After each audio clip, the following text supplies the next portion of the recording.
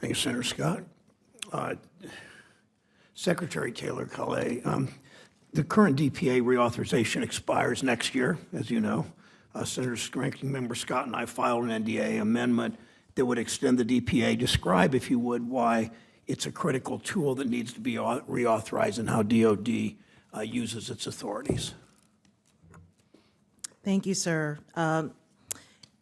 Again, as you noted, DPA reauthorization is a priority for the Department of Defense. We use the DPA, all three titles, daily.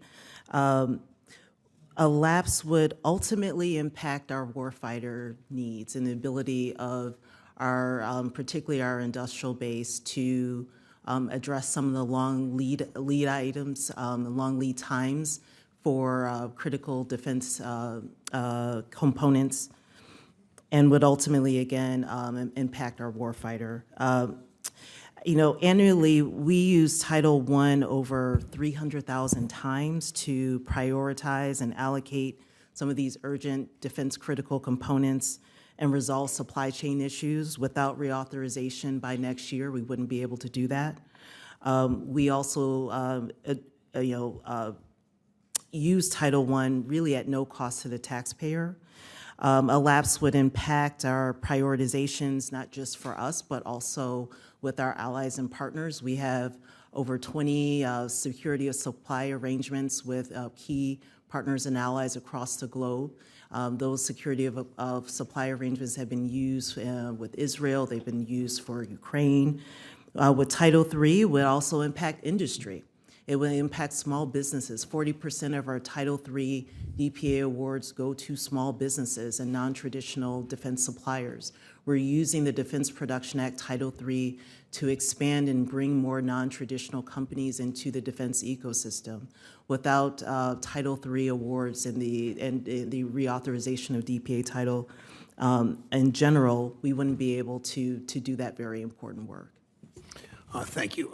Secretary Rosen, 2018 Congress gave CFIUS the authority to require mandatory filings of foreign investments in critical technologies, as you know. Since then, we've seen increasing attempts by malign actors to target U.S. critical infrastructure. It's why I'm pushing to give CFIUS the ability to require mandatory filings. We need to know about these investments. It should not be optional. We filed an amendment to NDAA to do this. Would CFIUS talk through whether CFIUS would be able to better protect the U.S. from dangerous foreign investment if it had the ability to require these mandatory filings for transactions related to infrastructure? Senator Chairman, thank you for that question and for your leadership on these issues throughout. You bring up critical infrastructure. It's a core component of what FIRMA was all about. It's also a core component of what CFIUS reviews and looks at on a regular basis. It is true that certain filings of critical infrastructure investments are mandatory.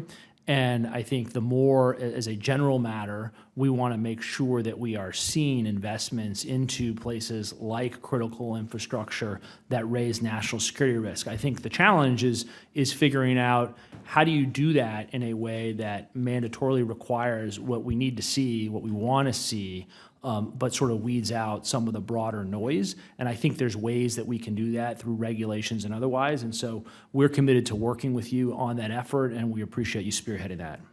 Thank you. Secretary Harris, the administration's taken steps to establish a targeted program to ensure outbound U.S. investment doesn't strengthen China's ability to develop certain critical technologies. Describe, and as you know, Senator Casey and Cornyn have led a bipartisan effort to codify an outbound investment program. Why? Talk to us if you describe why the administration has taken a sector-based approach in its outbound investment program. Thank you, Chairman, for that question.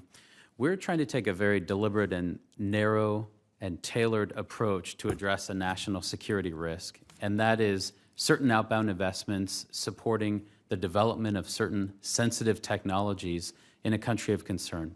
That is U.S. venture capital or private equity supporting the development of, say, sensitive semiconductor technology or AI-related applications in a Chinese startup. We've been consulting very broadly with hundreds of stakeholders throughout the the development of this program. And our belief is that with this sectoral approach as we define it, it can be most administrable and most impactful, but also most narrow. Our goal here is to address that tailored threat while minimizing broader unintended impacts. Thank you. Senator Van Hollen is recognized from Maryland.